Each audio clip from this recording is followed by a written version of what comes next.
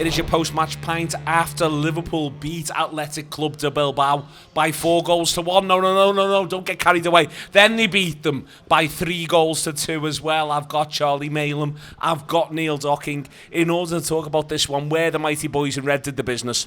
It's going to be boring, this. I apologise in advance. I'm not blaming Charlie or Neil, I blame myself. I take a good long look in the mirror and go, Akko, why are we doing this again? Why is it this again and again and again? And the reason why it's this again and again and again is because repeatedly Mo Salah makes the point that he is not just the best footballer you've seen recently. He's not just the best footballer you've seen in the last 6 months. He's not just the best footballer that you've seen in the last 6 years. He could be the best footballer you've ever seen, Neil Docking. I'm almost bored with how wonderful I think Mo Salah is. I'm going to end up raving like this about Florian Wirtz with a bit of luck. But I'm going to do it one more time as Florian Wirtz and Mo Salah share the pitch in a pre-season friendly and say, my fucking God, Mo Salah is sublimely good at football. He is the best one. And this on the night when he took possibly his worst penalty. Who cares? In a Liverpool shirt. Who cares? We had a great view of him second half, and we're just watching him dance around, just mocking their defence at times. And I think Charlie made the point to me, like, once a game he brings the ball out of the sky with like a degree of ability that I never once in my life have been able to display. And you know, you see him do it, you marvel at it, and you think, I've seen him do that hundreds of times now. That's not even in the top 1,000 audacious Mo Salah touches at Anfield, you know, when like a long raking pass comes to him from normally Virgil van Dijk, maybe tonight Szoboszlai at times. He is a joy to watch, and you know, it's a beautiful scenario. It's mad to think there was a possibility of a world, a dark place, a place I don't want to live, you don't want to live, none of us want to be. No one wants to live there. Where he might not have been a Liverpool player this season, but we've got him for another 2 years at least before they get out and sign another contract, because I want to see it already. I'm giving them 6 months before I'm saying, where's the new Mo Salah contract? Same goes for Big Verge. Where's the new deal? Yeah, he's a joy to watch, and it's a privilege, and he really was tonight again. He's so sumptuously good at so many bits of football, Charlie. It's almost painful at times. You get to watch it, and you just, you know, I'm going to come on to really pay about Florian Wirtz. But one of the things I'm going to really pay about Florian Wirtz about is he already understands the most important thing to know about playing for Liverpool is literally where is Mo Salah at any given moment. Because Salah is that good, he's that special. And I just thought all the time he was on the pitch tonight, he just showed it. One of the things me and Neil were talking about during the game there, with like, I feel like he just doesn't get the respect outside of the Liverpool fan base enough, is how good his passing is. Yeah. How many times he rakes them balls and like 40, 50 yard passes that you 100%. think he's a central midfielder at times, and like he doesn't get the recognition that he deserves for that. He just makes everything happen all the time, doesn't he? Like, he's just the most fun ever. I don't ever want to live in a world where Mo Salah is not a Liverpool player.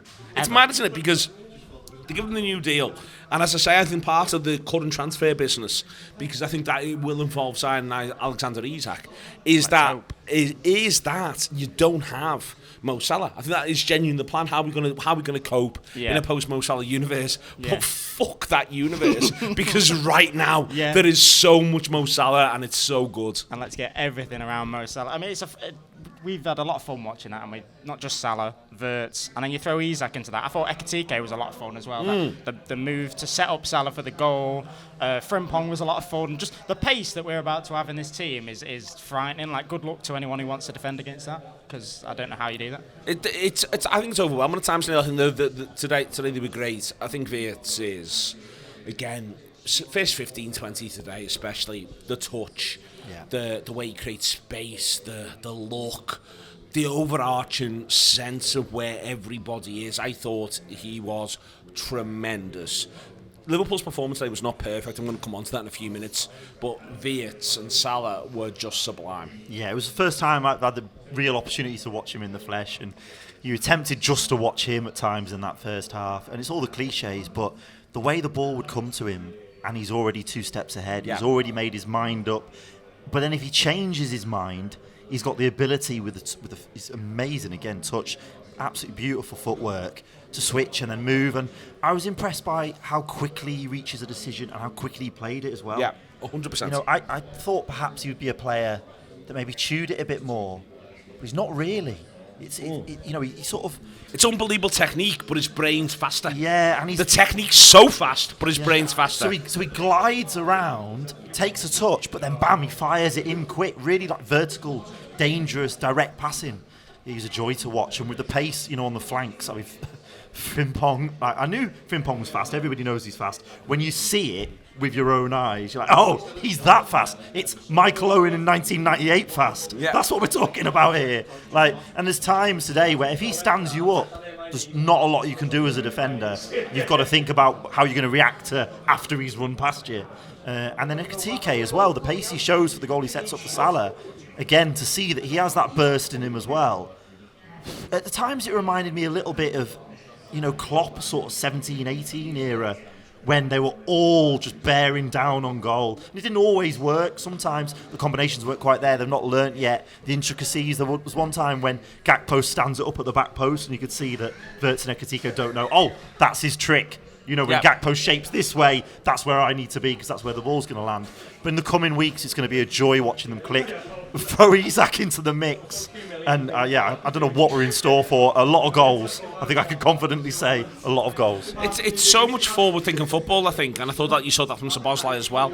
Wirtz was unbelievably exciting, but Szoboszlai, to me, looked like he's part of the plan as to how, in the absence of Trent Alexander-Arnold, you're moving the ball from back there all the way up there. I thought he was probably the best player on that pitch in the second game, to be honest. I thought he was amazing. I was surprised that, obviously, last season we got used to Gravenberch being the deepest of the midfielders, and actually, if you watch that game, a lot of the time it was him who was deepest, getting the ball, progressing us forward, like you say, and then it was Gravenberch sort of pressing forward, which was obviously a development of what we were playing last season.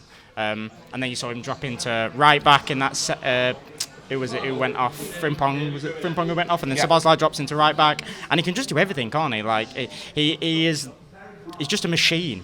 He looks like he could probably go and play another 90 minutes now, absolutely no problem. He also just looks like Arne Slot's man. Yeah. That's my big thing, is he's just entirely become Arne Slot's man. When we signed Wirtz, a lot of the preconception was that, okay, when people build their strongest Liverpool team, a lot of people didn't have Szoboszlai in it. But I think actually in most games, especially the big ones, like you go back to City last season, I think he has to start because he's just, like you say, Slot's man. He's so important to the way the team runs.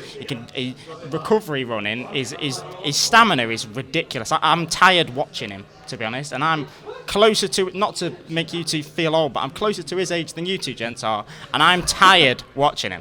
Only been here 5 minutes and he's bodying us already, Neil. I don't like this behaviour. He can fill his boots. I mean, as much as he likes, he might be tired watching him. I've got years of experience of watching people much fitter than me, so you've got a big hill to climb. Don't you worry about that. Just on Szoboszlai, I like him getting a little bit more responsibility. Same. In having the ball more often and more opportunity to use it and with a regularity. Sometimes when he's in that 10 role, his decision-making in the final third left a little to be desired, but he's just sprinted 40 yards to get across the pitch to close someone down to win it back. I like the fact that he was receiving the ball so regularly and starting to command things and dictate. And we noticed that the way he was barking orders at Kirkes, throughout the game, obviously he commands that respect to the captain of the national team. They've already got a relationship, but he was controlling and dictating and really stamping more of an authority on the game. And sometimes we've seen that with him with his national side, where he's obviously involved all the time because he's their best player. But I think maybe we might see a bit more to his game than we thought necessarily that he had. Absolutely 100%. My one negative from the game, from Liverpool's point of view, but it's a significant one, is the lack of size that you saw in that second team doesn't half leave them vulnerable from set pieces. I mean, you got to literally see it live. They are vulnerable, aren't they, from balls hooked in from any angle, really, if we're honest. And there's teams that are going to, it's obviously going to be a number one tactic for them is to put it on the head of the fullback, over and over and over.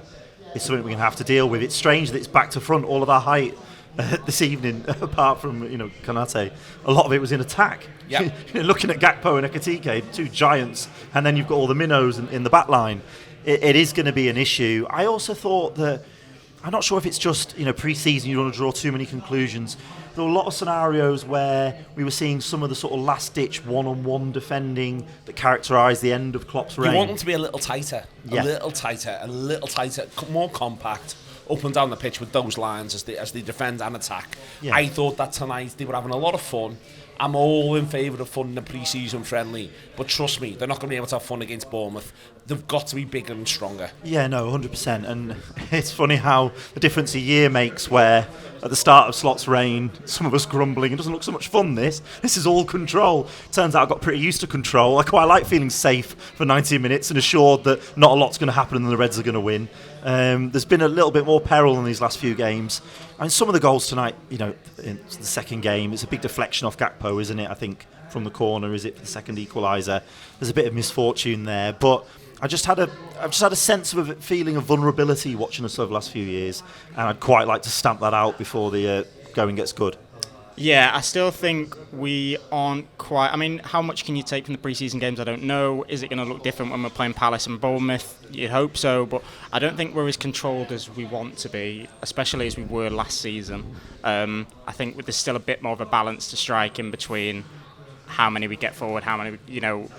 we look a bit like we might be vulnerable to teams with pace on the counter. Say when we're playing a Newcastle and they've got a Gordon and an Elanga either side. I know we've got Frimpong, we've got Kirkes, they're pacey as well, but when they're 60 yards up the pitch, have we got enough cover in midfield? Is there enough power in that midfield to get back and help support Canate, Van Dijk? Because they're going to have a lot of defending to do with the lads that we've got up top, because we're going to have a lot of bodies up top. We still need to strike that balance on the counter-attack, I think. Okay, this is the post-match pint. This is the Anfield Wrap. I'm Neil Atkinson. We are in the Glenbuck, as we are for every single home match, both for audio and video. Tonight is video only. We're popping out for absolutely everyone to see, so I hope you enjoy this. And if you do, consider subscribing. It'd be great if you could subscribe to the Anfield Wrap. As I said before, the show is called Post-Match Pint. It's the thing we do after every single game. We've talked about the second game. I've had one of the post-match pints. There is a second post-match pint, and we'll see where we end up by the end of this to talk about the first game that Liverpool played tonight against Athletic Club Bilbao, and we'll go through that right now. But please do consider subscribing. theanfieldwrap.com/subscribe, or you can do it through the app or anything else that you might care to. I want to talk about the first game because, well, I want to talk about the full stop, but the first thing that happens in the first 3 minutes is exactly how exciting Charlie Ingamoa is. Rio looks to me like a genuinely scintillating talent from a Liverpool point of view, and he showed that both for his goal and also for the goal he set up for Nunez. Yeah, exactly. I said to Dockin during that match that I felt like if you ask someone on the street, how old do you think this guy is? No one's saying 16. The composure, obviously the technical ability, but the composure and the speed of thought, and he's just unbelievable, isn't he? It's humbling to think he is how old he is. And like you say, it wasn't just for his goal. It's not all just about him, like it can be with some youngsters. They haven't developed that decision making yet. And don't get me wrong, he's still got a lot of maturing to do, and he's going to get better and better. But I'm already impressed with the decision making, and it was a header, wasn't it? I mean, he can't be a very tall lad, and he's winning that header for the Nunez goal. It's a great finish. He's about 5'10", to be fair to him. Taller than me, so I'll say that's pretty tall for the girls of Liverpool. But yeah, hot consistency on post-match pints for a friendly. The girls of Liverpool. Honestly, you can't stop them watching it. They love Rio and Gamoa, and so do I. To be honest, I think he's going to be an absolute joy to watch. I just want to make sure that we don't overbear him this season. I want him to get plenty of minutes. Same. But I want him to be the sort of the fifth or sixth attacker, so that when we've got an injury, he's still the bench option. I don't want it to be a Champions League knockout game. We've got an injury and he's the one that's been drafted in, and the pressure's all being put on him, if you know what I mean. So Charlie, where is one on this? I'm pleased you said that before me, because I don't want to seem like I'm always the Eeyore on this.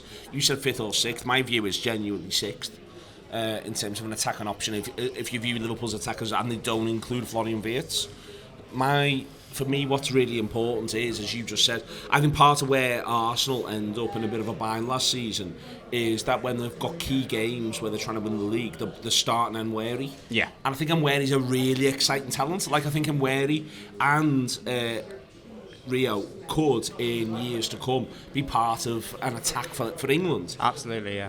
But last season, Arsenal ended up in a position where I think Nweri ends up getting over 30 appearances. Not starts, but over 30 appearances. And I think that's too many. And he's a year older than Ingamoa. Yeah, it's a lot to put on a young body, a young brain. He needs that time to... I don't want him to go out on loan. I want him to get the minutes here. But 100%. I don't want him feeling too much pressure. He should be able to feel relaxed and just be able to play his game. And if he does that, like he does tonight, we're just going to have so much fun. Because if you've got him and potentially Ben Doku, who I'm sure we'll come on to speak about, their 1v1 direct threat, their pace, their speed of thought, and it's just scary. If you've got them as the options in reserve for, I don't know, Fulham at home, 80th minute, bringing them on against tired legs, like, that's just ridiculous. Neil, to be clear, he's a good player. He's such a good player. He's clearly already a good player. I think that, for me, he couldn't have done any more today. He can't walk away from this game thinking he can do any more. And all I want is for him to be able to develop to be the player that he could be, which is a genuinely world-class final third player who was able to contribute goals and assists on a regular basis. Yeah, I mean, we've seen 2 great strikes from him now in the space of a week, haven't we? The confidence that just oozes from him. And one of the things I loved today was just the way that the Kop, I mean the whole ground, but particularly the Kop, just listening to the Kop, just taking him to their hearts already. Yep. There's such a buzz around him. He is a player that if you were absent-mindedly watching a game out of your corner eye while doing something else, you would suddenly wake up, look around. He's the most exciting young Liverpool attacker since Yeah. Raheem Sterling. Yeah, he really is. Yeah, that's a good comparison, absolutely, the way he'd make you feel. And I think Sterling was a player that came through in a time when we were, really seeking that next big star because the squad had a lot of deficiencies and a lot of gaps.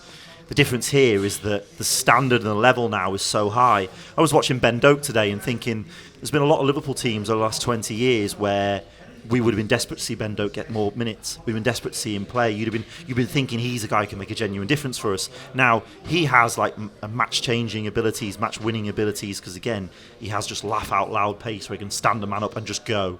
And I like the way he's so direct at times. Doak, he takes 2 punts really today where he strikes it hard towards the goalkeeper. One, the keeper parries away. One, he fumbles and is turned in.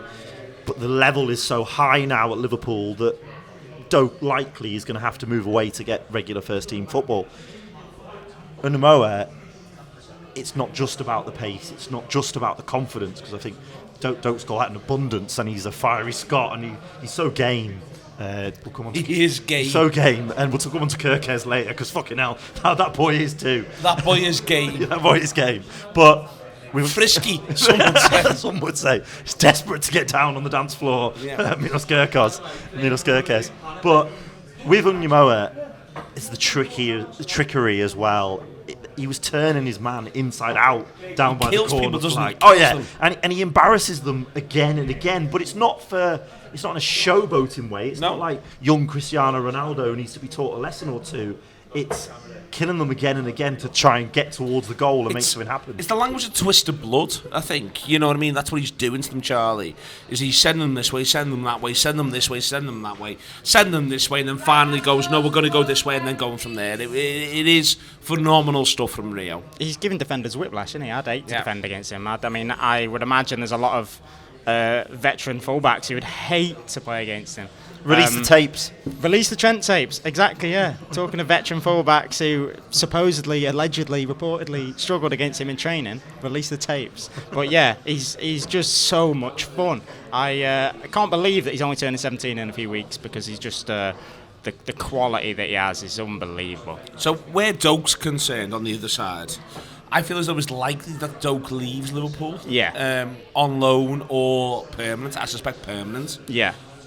He'll be a phenomenal footballer for a football club, for almost any football club outside the top 8 in English football last season. And I don't like saying that because I think he'd be a phenomenal footballer for Nottingham Forest. Yeah, absolutely, that sort of team. I mean, he's only done his price tag good in that game, and I was actually surprised when I came into this. I don't want to say forgotten about him, that seems rude, but I was looking towards other players before I thought about Doak, and then watching him in that first half, he's just electric again, isn't he? Like the pace, he brings the ball down with an unbelievable first touch, sucks the defender in, and then he's just gone. And before you've blinked and it's, oh, hang on, he's at the byline, what's that all about? Like you said, that sort of, I think he's home right now. He could be a starter for a Brentford or that sort of level, and I think he could, in 2 or 3 years. Yeah, definitely. That sort of level. He could start for 10th in the league. Yeah, and within 2 or 3 seasons, I think everyone's looking at him going, why have Liverpool let this lad go? And it's because we've got such a wealth of attacking options.